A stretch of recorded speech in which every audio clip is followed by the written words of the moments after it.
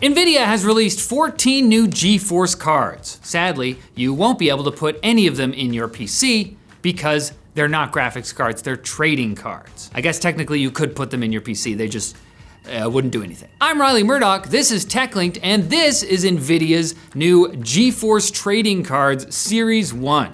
Each of which celebrates a moment in NVIDIA's gaming history, from the 1999 GeForce 256 to a Cyberpunk 2077 RTX 2080 Ti. You know, that joyous period before they abandoned us to a wretched economy where a new GPU costs more than a used Honda Civic. Nope, you can't afford a lot of gaming hardware these days, and you also can't buy these cards. You have to win them through Summer of RTX giveaways, or collect them at event booths at conventions like QuakeCon and Gamescom. Now, if you were hoping for cards that could, I don't know, run games, keep looking. Because rumors about an RTX 5090 SE are SE-mingly bullshit. A leak that has been spreading around online says that this card would have 32 gigabytes of VRAM paired with a 384-bit bus, which according to Overclock 3D, is not a combination that would be compatible at all. It also doesn't help that the rumor comes from Game GPU, a website which according to an NVIDIA subreddit mod is unreliable and actually banned from the subreddit. But hey, if you manage to grab a few trading cards, you just need to be patient and wait for Logan Paul to put one on a chain and wear it in a video, and then wait a little bit for idiots to care about the value of it, and then you finally afford a GPU. The European Parliament just voted on whether to kill the EU's infamous mass message scanning law, known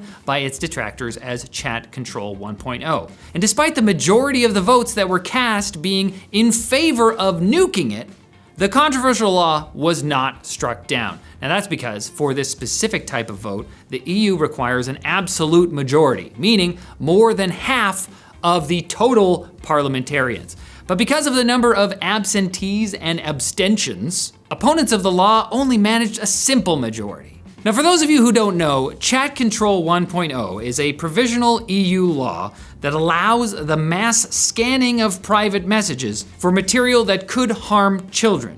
Now it's provisional because this is in place while they work on more fleshed out legislation. It's the classic conundrum of trying to do a good thing by doing maybe a bad thing. One good outcome of the vote, however, was that Parliament did pass an amendment to the language specifically excluding end-to-end encrypted apps like WhatsApp from the scope of the law. Despite what some outlets are reporting, however, Chat Control 1.0 is not yet active. First, it needs to be reviewed by the EU Council, which as far as I understand it is kind of like the European version of the Council of Elrond. They now have 3 months to either approve it, reject it, or find some otherwise unoccupied guys to carry it to a volcano. Anthropic has launched Reflect, a Spotify Wrapped style mindfulness dashboard that reveals all the topics you bother Claude the most about and your peak pestering hours, with options to set quiet hours and let Claude nudge you to touch grass. It's a great way to track your habits, like paying 20 bucks a month to ask AI questions you could have Googled for free, or better yet, run on a local model instead of using data centers. Anyway, luckily, you can't see your total time spent on Claude. It's a stat the well-being team didn't want to maximize, but they'll still add it later anyway. Reflect is all about reflections, asking you the occasional humiliating question like, what's one thing you want to keep doing yourself, even if Claude could do it faster? But honestly, these questions are important. If you don't reflect enough, you end up like OpenAI, which is killing its ChatGPT Atlas browser barely a year after launch.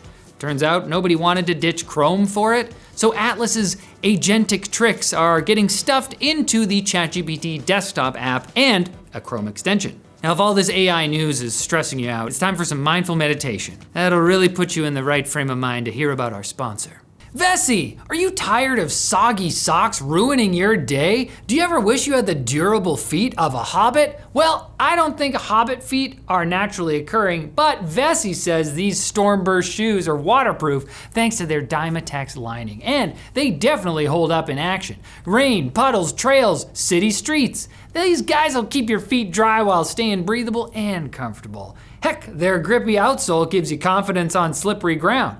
And they're easy to throw on when adventure calls. So get out there with your fellowship, brother. Plus, they're vegan. I bet Tom Bombadil likes that. So don't let a little rain in your weak baby feet keep you home. Get 15% off your first pair at Vessi.com/techlinked. Plus free shipping, a 1-year warranty, and 30-day hassle-free returns. I told my therapist about the Quick Bits and he said they were a metaphor for my inability to focus on anything for longer than 60 seconds. Then a bird flew by the window of his office and I can't remember what he said next. It's probably not important. Patreon has partnered with Cloudflare to block AI training crawlers from scraping creators' work. This is part of an initiative Cloudflare announced last week to block AI crawlers on ad-supported pages starting September 15th.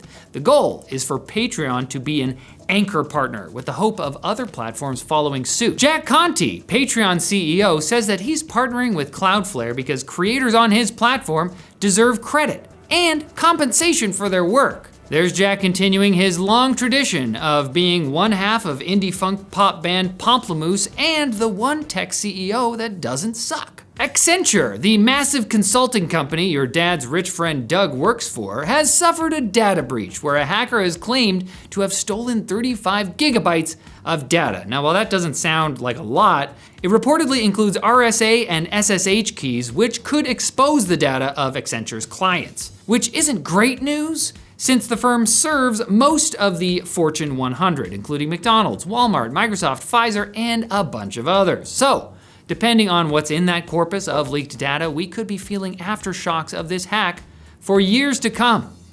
Fingers crossed those aftershocks don't hit McDonald's. If we're gonna endure the slow rolling dystopia that is 2026, we're gonna need Big Macs.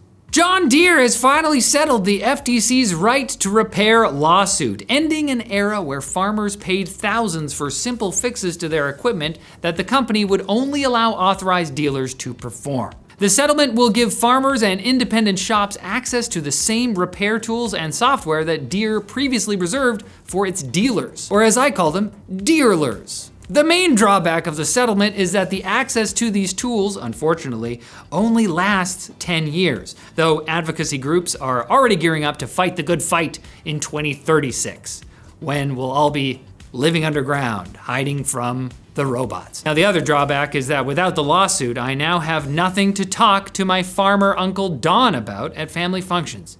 God, I do not want to marry any of his sheep. Meta has pushed an update to its smart glasses that will permanently shut off the camera if you tamper with the privacy light. Nice! A rare privacy win. Boy, I hope the rest of this story doesn't immediately undermine this sense of joy I feel. Anyway, the Financial Times is now reporting that the company is working on a pair of glasses that is recording all the time without ever activating the light.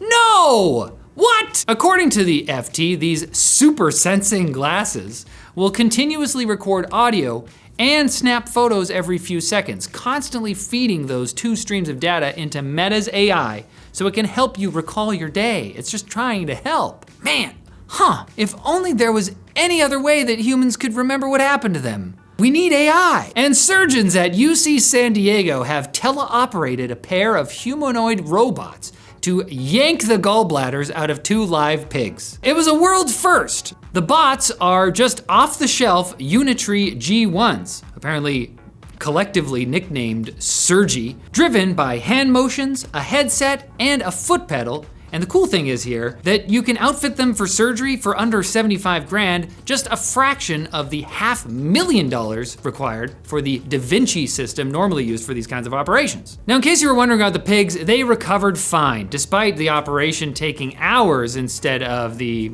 more typical 30 minutes. But I think in this case it's fine. I don't think they had anything on their schedule. My sheep wedding isn't for a few weeks, but it'll be way less than a couple weeks until this Monday when you're gonna come back for more tech news. As for me, I'm gonna do something important. I was about to, I keep forgetting what I'm supposed to do. I need those Meta glasses.